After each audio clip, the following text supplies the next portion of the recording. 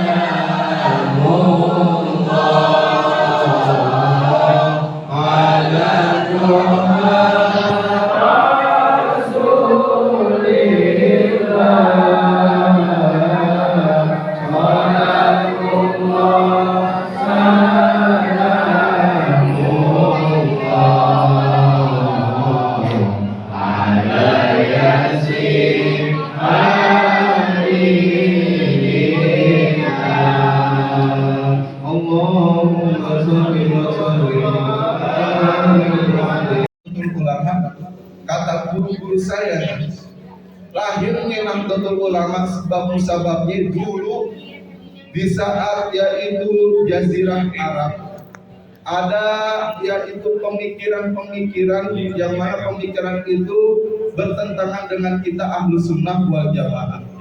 Dulu dikuasai oleh kerajaan Ibnu Saud. Nah, karena Ibnu Saud ini cikal bakal namanya Arab Saudi Saud seperti itu. Nah, pemikiran mereka itu berpaham Wahabiyah. Mereka yaitu kepengen makam Nabi Muhammad SAW dihancurkan. Nah, pas mendengar berita tersebut sampai bumi ke bumi Nusantara, bumi Pulau Jawa, lalu ulama-ulama Pulau Jawa diutus salah satunya untuk pergi ke Jazirah Arab. Nah, yang itu siapa? Mbah Wahab Hasbullah dan juga Mbah Hasim Asy'ari. Di saat pergi ke Arab Saudi, nah dulu mah nggak ada pesawat. Kalau sekarang pesawat enak beberapa jam udah nyampe. Dulu itu kapal laut berbulan-bulan pergi hajinya. Nah pas udah nyampe ke Arab Saudi, pas mau ketemu dengan kerajaan Arab, pada akhirnya bukannya disambut dengan baik, bukannya diterima dengan baik, akan tetapi disuruh pulang lagi deh ke Nusantara, ke Jawa gitu. Kenapa? Karena ada salah satu sebab, karena Mbah Wahab dan Mbah Hasim tidak mempunyai ikatan organisasi yang kuat. Nah, langsung pulang curhat terhadap gurunya, yaitu Waliullah Syekhona Khalil Bangkalan Madura. Curhat beliau ke Syekhona Khalil, akhirnya didengarkan oleh Syekhona Khalil dan diistikharah. Alhasil dapat petunjuk dari Allah Subhanahu wa taala bahwa di bumi Nusantara ini wajib untuk ada organisasi keagamaan. Pas mendapatkan petunjuk itu, Syekhona Khalil nggak sembarangan membentuk nama atau membentuk logo-logo organisasi, butuh istikharah. Inilah kehebatan ulama kita terdahulu, wali-waliullah. Makanya NU mau diapain juga, mau difitnah, mau diadu domba dan lain sebagainya, tetap ada sampai saat ini.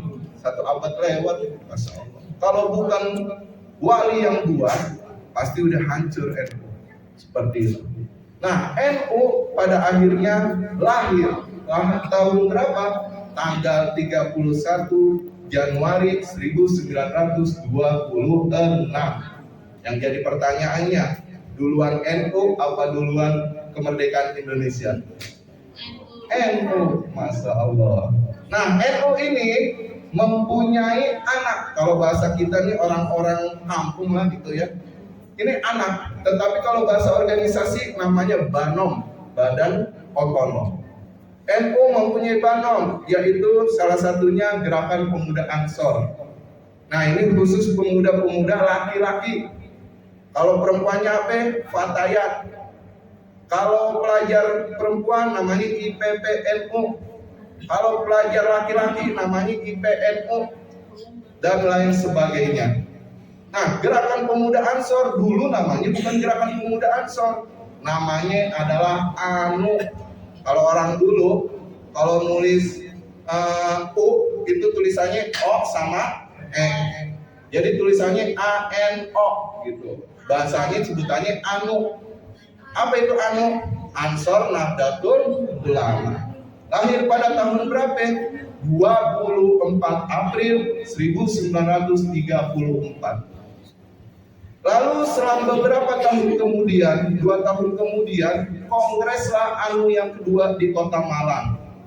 Tiba-tiba pengurus Malang ini, ANU, membuat organisasi secara diam-diam. Organisasinya apa? Yaitu BANU, Barisan Ansor Nahdlatul Ulama. Inilah cikal bakal lahirnya Banser. Pada tahun berapa? 1937. Dan pada akhirnya ANU dan BANU diresmikan oleh yaitu para ulama dan petinggi negara, dan untuk apa? Untuk membantu para ulama. Karena tugas ANU dan BANU dulu sampai sekarang sih gitu, hanya 2 tugasnya. Yang pertama adalah khodimul ulama, menjaga melayani para ulama, para kiai. Mau itu ulama kiai NU tetap dijaga, mau itu ulama kiai dari Muhammadiyah tetap dijaga. Kalau dipin atau nggak dipinta diem aja. Nah, tetap tuh. Nah, terus ANU dan BANU juga membantu para ulama untuk memerdekakan Republik Indonesia. Dan pada akhirnya ANU dan BANU karena membantu para ulama untuk memerdekakan Republik Indonesia dibubarin, Pak. Dibubarin. Oleh siapa? Oleh kolonial Jepang pada saat itu. Di saat kolonial Jepang datang, ANU dan BANU dan organisasi lainnya dibubarin oleh Jepang. Nah, di saat Jepang mendapat berita bahwa negaranya lagi dibom atom oleh sekutunya Amerika dan Inggris, gitu. Pada akhirnya inilah kesempatan Insinyur Soekarno untuk memproklamasikan kemerdekaan Republik Indonesia. Setelah merdeka Republik Indonesia, lalu Mbak Wahid Hasim yang saat itu menjadi Ketua Menteri Agama Republik Serikat, dulu namanya Republik Serikat, memikirkan bagaimana supaya ANU dan BANU lahir lagi. Karena beliau mempunyai hak dan kekuasaan, pada akhirnya ANU dan BANU dilahirkan kembali pada tahun 1900 untuk membantu para ulama. Karena tugas ANU dan BANU dulu sampai sekarang sih gitu, hanya 2 tugasnya. Yang pertama adalah khodimul ulama, menjaga melayani para ulama, para kiai. Mau itu ulama kiai NU tetap dijaga, mau itu ulama kiai dari Muhammadiyah tetap dijaga. Kalau dipin atau nggak dipinta diem aja. Nah, tetap tuh. Nah, terus Anu dan Banu juga membantu para ulama untuk memerdekakan Republik Indonesia. Dan pada akhirnya Anu dan Banu karena membantu para ulama untuk memerdekakan Republik Indonesia dibubarin, Pak. Dibubarin. Oleh siapa? Oleh kolonial Jepang pada saat itu. Di saat kolonial Jepang datang, Anu dan Banu dan organisasi lainnya dibubarin oleh Jepang. Nah, di saat Jepang mendapat berita bahwa negaranya lagi dibom atom oleh sekutunya Amerika dan Inggris, itu pada akhirnya inilah kesempatan Insinyur Soekarno untuk memproklamasikan kemerdekaan Republik Indonesia.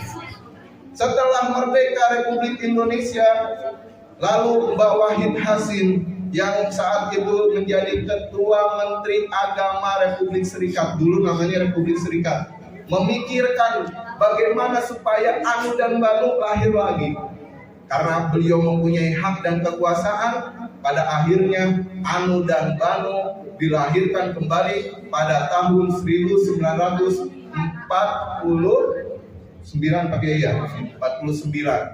setelah kemerdekaan. Tapi namanya bukan Anu dan Banu lagi, diganti menjadi Gerakan Pemuda Ansor. Bayangin aja Bu Pak, misalkan saya nih saat ini lagi diamanahin oleh Allah jadi ketua Ansor Sawah Besar. Coba andaikan Ansor namanya bukan Ansor, namanya Anu tetap.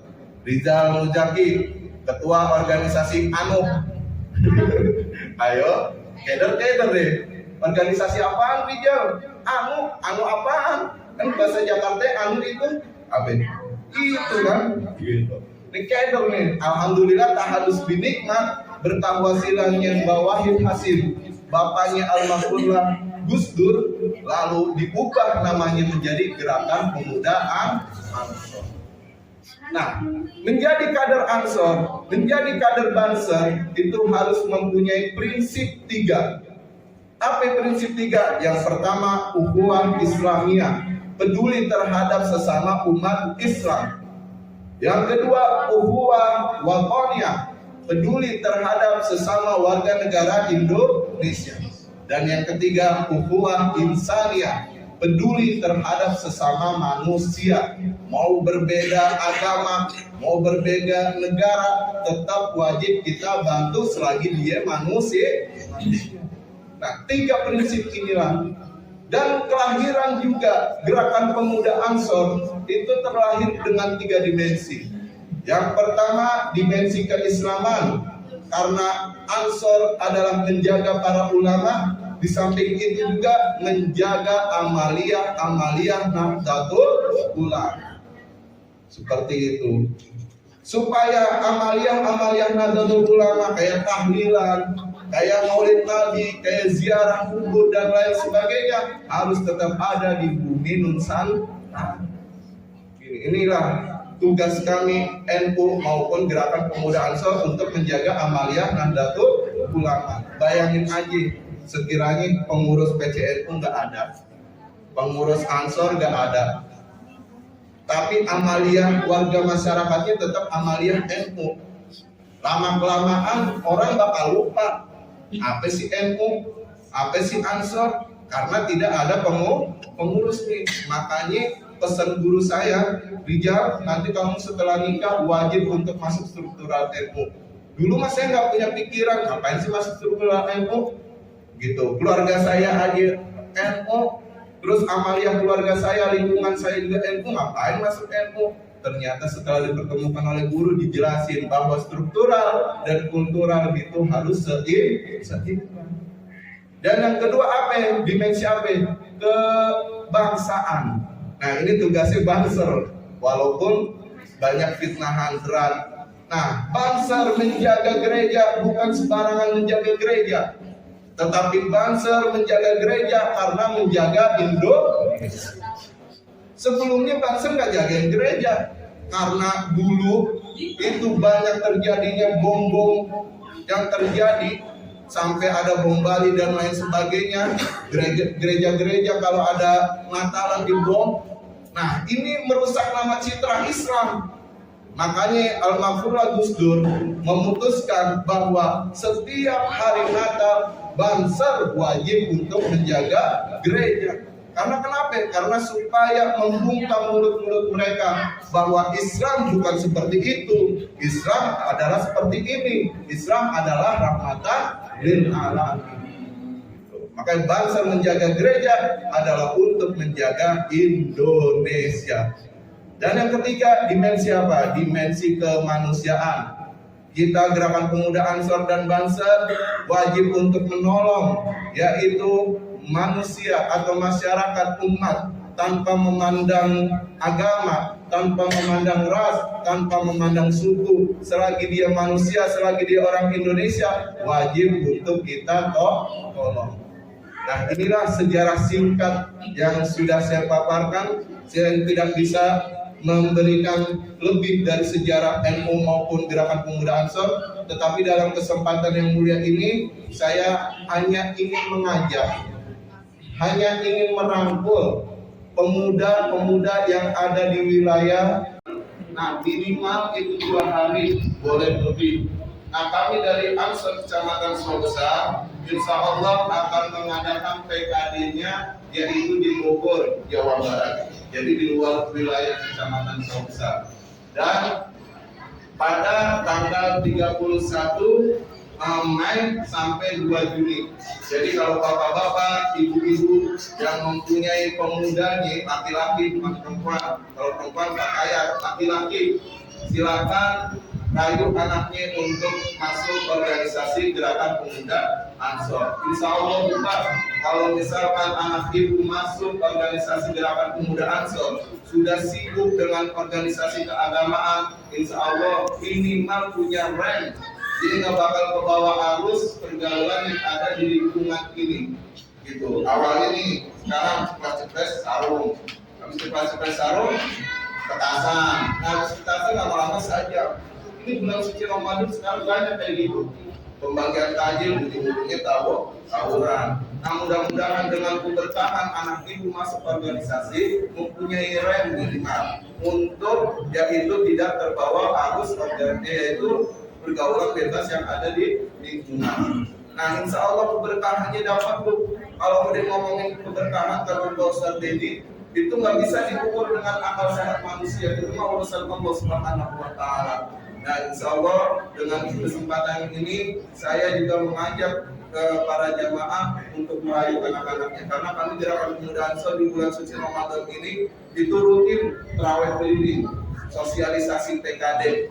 Nah, kami juga sudah berkomunikasi, bermusyawarah terhadap pengurus masjid. Bila mana di pengurus masjid ini ada remaja Islamnya, kami meminta minimal setiap masjid yang ada di wilayah Kecamatan Sawbesar itu mengirimkan utusannya 2 orang.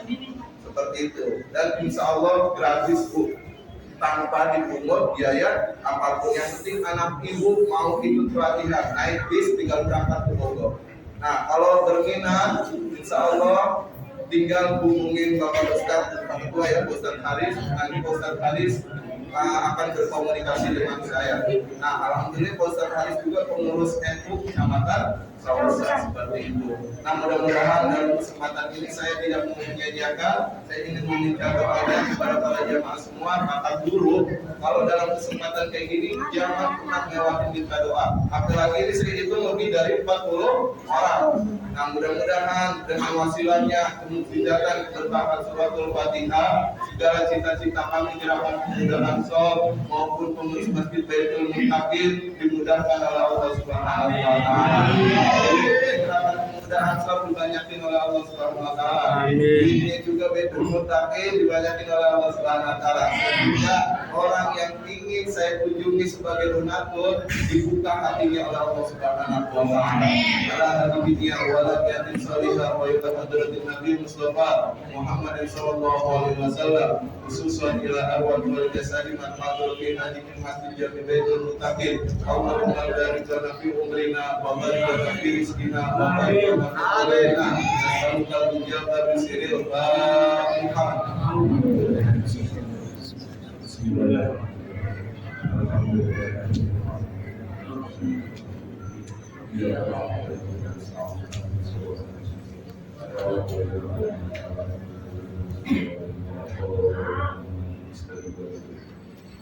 Sekali lagi saya mewakili teman-teman dari Ansor Kecamatan Besar mengucapkan terima kasih kepada pengurus yang sudah memberikan waktunya untuk kami bersilaturahmi kepada jamaah semua.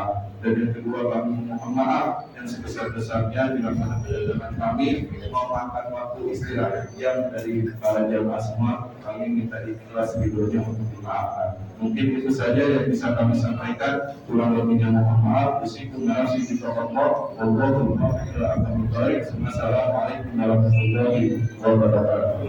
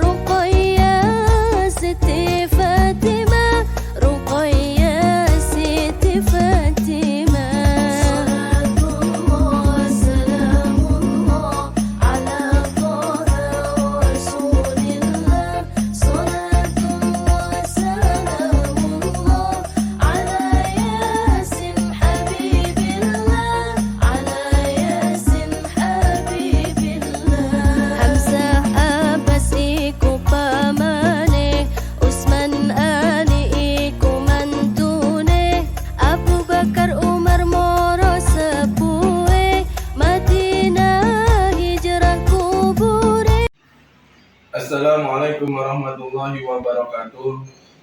Alhamdulillahirabbil alamin. Asyhadu an la ilaha illallah wa asyhadu anna Muhammadar Rasulullah. Allahumma shalli ala sayyidina Muhammad wa ala ali sayyidina Muhammad. Amma ba'du.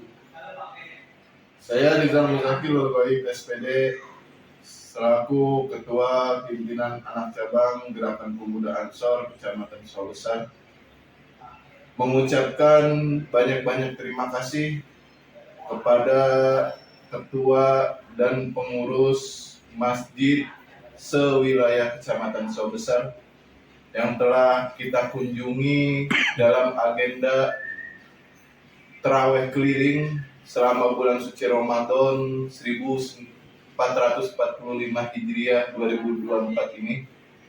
Semoga dengan pengurus masjid sewilayah Kecamatan Sawah Besar yang selalu mendukung, mensupport agenda kegiatan kami PAC Ansor Sawah Besar, menjadikan suatu sinergitas untuk kita Ansor Kecamatan Sawah Besar dan juga pengurus masjid sewilayah Sawah Besar, menjadikan terikatnya suatu hubungan erat untuk sama-sama kita berkontribusi dalam mencegah atau mengurangi pemuda yang ada di wilayah Kecamatan Sawah Besar untuk bisa yaitu mempunyai rem agar tidak terbawa arus pergaulan yang ada di wilayah kita Kecamatan Sawah Besar.